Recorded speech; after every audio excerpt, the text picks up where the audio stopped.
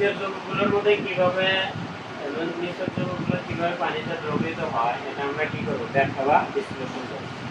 এই সবগুলো যৌগ কি যৌগ বলা হয়? যৌগ।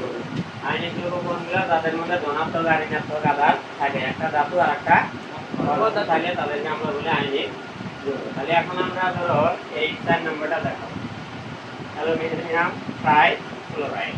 এটা তাহলে প্রথমে আমরা একটা পাত্রের ভিতরে আমাদের কি আছে? পানি আছে। আর ভিতরে কি আছে? পানি আছে। তাহলে পানির গঠনটা কেমন হলো? অক্সিজেন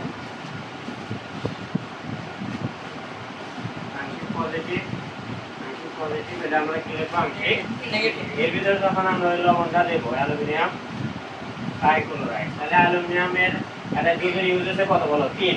তার মানে ওটার আধান হবে 3 প্লাস, যেহেতু ওটা ধাতু তাহলে ইলেকট্রন ত্যাগ করবো ধনাত্মক আধান। আর এর ক্লোরিন লিখবে, ক্লোরিন একটা মাইনাস। ক্লোরিন এরকম আছে 3টা মোট, কিন্তু আমাদের এখানে একটা লিখেও চলবে। এরপরে এই যে এটা যেহেতু পজিটিভ, এই আকৃষ্ট হবো মানে কি এই অক্সিজেন আধান, ঠিক আছে? নেগেটিভ দ্বারা সবসময় আকর্ষণ হবে কি পজিটিভ, আর নেগেটিভ বিকর্ষণ হলো সমজাতীয়। যেমন এটা নেগেটিভ চার্জ, তাহলে এই আকৃষ্ট হবে পানির এই হাইড্রোজেন আয়ন। এরপর আমরা ওই আকৃষ্ট এই অক্সিজেন গুলো কিভাবে অ্যালুমিনিয়ামকে ঘিরে ধরবো ওই চিত্রটা আমরা আঁকাবো, ডায়াগ্রামটা আঁকাবো। তাহলে প্রথমে আগে আমরা অ্যালুমিনিয়াম ট্রাইক্লোরাইড এটা লিখবা যে অ্যাকোয়াস মানে কি এর ভিতরে কিছুটা পানি আছে, পানিতে হালকা পানি দিয়ে গুলা নেওয়া হয়েছে, তারপরে পানিতে দিয়ে দিলাম। তাহলে এটা আমাদের আদান কত বলে? 3 প্লাস, এটা আমরা লিখবো 3 ক্লোরিন। 3টা ক্লোরিন আছে। কয়টা ক্লোরিন আছে? 3 ক্লোরিন মাইনাস লিখ। দেখার পরে প্রথমে আগে পজিটিভ আধান আমরা লিখব 3 প্লাস। এইভাবে কিন্তু এটা গোল দেওয়া যায়, ঠিক আছে? আধানের সাথে। তারপরে এটা একটু দূরে রাখি, এখানে আমরা লিখলাম ক্লোরিন, 3টা ক্লোরিন মাইনাস দিয়া এই জায়গায় এটা দিলাম। দেওয়ার পরে দেখো এটা পজিটিভ না, তাহলে এর দিকে ওই হাইড্রোজেনের অক্সিজেন পার্টটা দিবে, এমন ভাবে সাজাইবে যাতে দেখতে একটু কি মনে হয়, গোলাকার মনে হয়। কথা ক্লিয়ার? এরপরে দেখো এবার তাহলে এটা নেগেটিভ, সব নেগেটিভ গুলাই পজিটিভের দিকে আসছে, আর হাইড্রোজেন গুলো তাহলে কোন দিকে রাখবো? আমরা বাইরের দিকে রাখবো, ঠিক আছে? হাইড্রোজেন গুলো রাখলাম হলো বাইরের দিকে। কথা বলো না।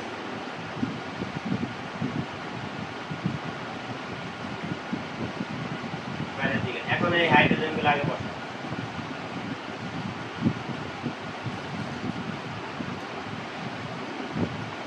এরপরে আমরা ওই পানির আংশিক পজিটিভ আর আংশিক নেগেটিভ আধানগুলো বসাবো। এটা আংশিক কি পজিটিভ, এটা আংশিক পজিটিভ, এটা আংশিক।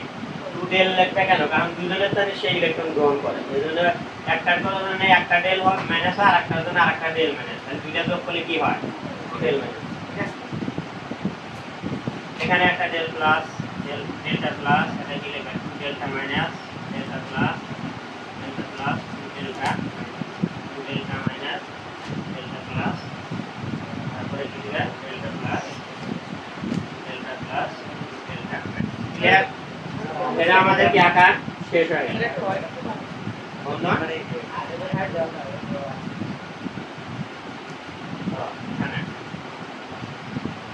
ঠিক আছে। এরপরে দেখো এটা যত নেগেটিভ আধান, তাহলে এর দিকে আমরা মুভ করাবো কি পজিটিভ গুলা। তাহলে আমরা এজন্য এটা যদি আমি ছোট করে এখানে ধরো এরকম পাশাপাশি লিখবো, দুইটা ঠিক যে গ্যাপে লিখবে, এখানেও নিচে ঠিক ওই সিরিয়ালে লিখবে, তাহলে একদম গোল রাউন্ড হবে।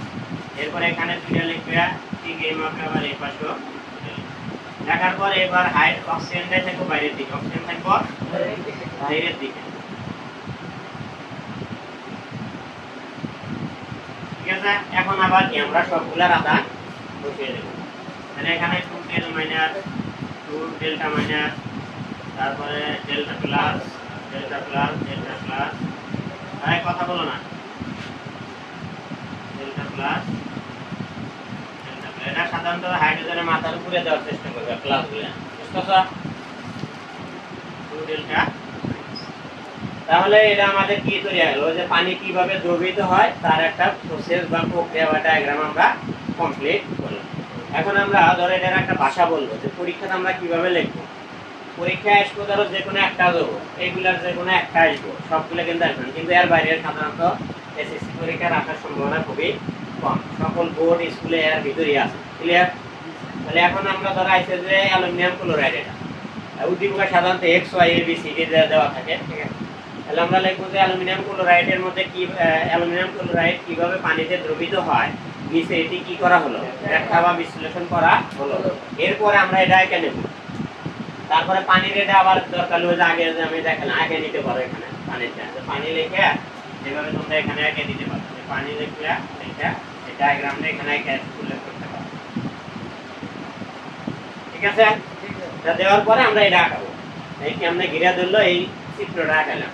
আঁকানোর পরে এখন আমরা লেখবো লাস্টে উপরোক্ত এই আলোচনা থেকে দেখা যায় যে এখানে অ্যালুমিনিয়াম ক্লোরাইডে, অ্যালুমিনিয়াম হচ্ছে ধাতু আর ক্লোরিন কি ধাতু। অ্যালুমিনিয়াম ধাতু হয়, সে 3টি ইলেকট্রন কি করে বলো, ত্যাগ করে 3+ আয়নে পরিণত হয়, আর ক্লোরিন হচ্ছে ওই 3টি ইলেকট্রন গ্রহণ করে 3 ক্লোরিন মাইনাস আয়নে পরিণত হয়। যখন আমরা অ্যালুমিনিয়াম ক্লোরাইডকে পানিতে দ্রবীভূত করি তখন অ্যালুমিনিয়ামের 3+ আয়ন আর ক্লোরাইড আয়নটা কি হবে, পৃথক হয়ে যায়। আর অ্যালুমিনিয়াম ক্লোরাইডের মধ্যে থাকে কি বন্ধন, ল্যাটিস বন্ধন। তাহলে এটার ভিতরে আমাদের লবণের ভিতরে যে বন্ধন থাকে এটাকে আমরা কি বলবো, ল্যাটিস বন্ধন বা শক্তি বন্ধন। ল্যাটিস শক্তি বা কি ল্যাটিস বন্ধন। আর পানির থাকে কি হাইড্রোজেন হলো আংশিক পজিটিভ আর হচ্ছে অক্সিজেন কি আংশিক নেগেটিভ। যখন আমরা এই লবণটাকে পানিতে মিশ্রণ করি, দ্রবীভূত করতে চাই, তখন অ্যালুমিনিয়াম 3+ হওয়ার কারণে এটি পানির নেগেটিভ আধান দ্বারা কি হয়, আকৃষ্ট হয়। তাই এই যে অ্যালুমিনিয়ামের দিকে পানির অক্সিজেন নেগেটিভ আধানগুলো চতুর্দিকে কি ঘিরে ধরে, ঘিরে ধরার কারণে এদের মধ্যে একটা হাইড্রোজেন বন্ধন তৈরি হয়। কি বন্ধন? এই বন্ধনের নাম আমরা বলবো কি হাইড্রেশন। কথা বলো না, হাইড্রেশন বন্ধন সৃষ্টি হয়।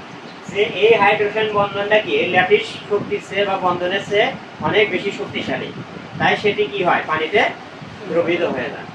অনুরূপভাবে ক্লোরিন নেগেটিভ আধান হওয়ার কারণে তার দিকে পানির কি হাইড্রোজেনের অংশগুলো, হাইড্রোজেনের পজিটিভ অংশগুলো একে কি করে, ঘিরে ধরে, এবং এদের মধ্যে কি আরেকটা ল্যাটিস বন্ধন তৈরি হয়, যেটা আগের লবণের এটা এখানে হলো হাইড্রেশন বন্ধন তৈরি হয়, যেটা লবণের ল্যাটিস বন্ধন থেকে শক্তিশালী হওয়ার কারণে সেটি পানিতে দ্রবীভূত হয়। এইভাবেই উক্ত প্রক্রিয়ার মাধ্যমে কি অ্যালুমিনিয়াম ক্লোরাইড পানিতে দ্রবীভূত হয়। ক্লিয়ার বিষয়টা? এখন ধরো পরীক্ষাতে যদি এইগুলার কোনটা আসে তাহলে কিভাবে করবে, জাস্ট আমরা এখানে নিব, আর সব ঠিক আছে, আমি বাসা যেভাবে বললাম ঠিক যেটাতে আসবো ওটাতে খালি লিখবে। ক্লিয়ার? আর আমরা খালি আঁকানোর সময় চেঞ্জ করবো, এখানে চেঞ্জ করবো, আর যা আছে ঠিকই থাকে। অর্থাৎ ধরো আমার এবার আসলো হলো এটা ম্যাগনেসিয়াম ক্লোরাইড দিল, ম্যাগনেসিয়াম ক্লোরাইড, তাহলে ম্যাগনেসিয়াম 2+, এই যে আর্দ্রজনী 2 ইলেকট্রন ত্যাগ করছে, আর এই হলো 2 ক্লোরিন মাইনাস লিখবে। ক্লিয়ার? তাহলে এখানে আমরা জাস্ট খালি ওই ম্যাগনেসিয়ামটা নিয়ে আসবো, বুঝতে পারছো? আর দিয়ে আর যা আছে ওই যে নেগেটিভ গুলো ঘিরে দেবো। আবার এখানে আমরা জাস্ট লিখবো 2 ক্লোরিন, এবার কি লিখবে, বুঝতে পারছো? এখন পরীক্ষায় যদি আমার এটা আসে তাহলে এটার আমার আগে ভেঙে নিবে, যে ম্যাগনেসিয়াম কি অক্সাইডে বাঙালি হয় হলো ম্যাগনেসিয়াম 2+ আর অক্সিজেন কি 2- লিখতে পারো, আবার 2টা মাইনাস লেখা যায়। এখন খালি এখানে সাথে চেঞ্জ করে দেব। তাহলে এখানে এবার আমরা লিখবো, তাহলে কি বলো, তাহলে এবার এই দাও ক্যালসিয়াম দাও, তাহলে ভালো হবে, তাই না? যদি ম্যাগনেসিয়াম একবার দেখাইলাম, ক্যালসিয়াম অক্সাইড এটা দিলাম, তাহলে ক্যালসিয়াম 2+। এখন তাহলে এখানে খালি ওই ক্যালসিয়াম 2+টা লিখে দিবেন, আর এখানে তখন কি হবে, তাহলে অক্সিজেন, আর এখানে ওইগুলা চেঞ্জ করবে, এটা তাহলে চেঞ্জ হয়ে আওয়াজ হবে কি বলো, এখানে লিখবে ক্যালসিয়াম 2+, এখানে লিখবো অক্সিজেন 2-, আর এখানে লিখবো ক্যালসিয়াম অক্সাইড, আর এখানে চেঞ্জ হবে। ক্লিয়ার বিষয়টা বুঝতেছো তো? তাহলে এখানে আমরা ওই যেটা লিখে দিব, ক্যালসিয়াম অক্সাইড অ্যাকোয়াস, এটাকে আমরা আধান ভেঙে হবে কি, তাহলে এটা আছে ক্যালসিয়াম 2+, এভাবে লিখতে পারো, অথবা এটাকে লেখা যায় 2+, অথবা লেখা যায় ক্যালসিয়াম প্লাস, সবই সঠিক যেটা লেখো। আর এটাতে লেখা যায় হলো অক্সিজেন 2-, অথবা লিখতে পারো -2, অথবা 2 লেখা মাইনাস লেখা, তিনটাই সঠিক, যে কোনো একটা লিখলে সঠিক। ক্লিয়ার? তাহলে এইভাবে উক্ত প্রক্রিয়ার মাধ্যমে এই আয়নিক যৌগগুলো কি হয়, পানিতে দ্রবীভূত হয়। এখন এই পাটের একটা বাদ থাকলে এটা যদি আমরা বুঝাই, তাহলে এটাতে খালি এখানে এসে চেঞ্জ করবে আবার। তাহলে এবার যদি এটা নিই, ধরো এইচএফ হাইড্রোক্লোরিক অ্যাসিড, ওটার হলো আধান হলো একটা H+ আর একটা EF-। ক্লিয়ার? তাহলে এখানে আমরা একটা H+ দিয়ে দেব, এখানে আমরা তখন কি দেব, F। ক্লিয়ার বিষয়টা? ঠিক আছে, এখন তোমরা দেখাও। তোমরা প্রথমে যেটা ছিল ওটা আমি লিখে দিই, ওটা একেন। কিন্তু ওটা আলোচনা করছিলাম বিস্তারিতভাবে। অ্যালুমিনিয়াম 3+ আর এটা ছিল কি 3 খালি ওটাই অ্যালুমিনিয়াম একটু লেখো। ঠিক আছে, ওকে আজকে পর্যন্তই থাক। হয়ে গেল দেখেন তো।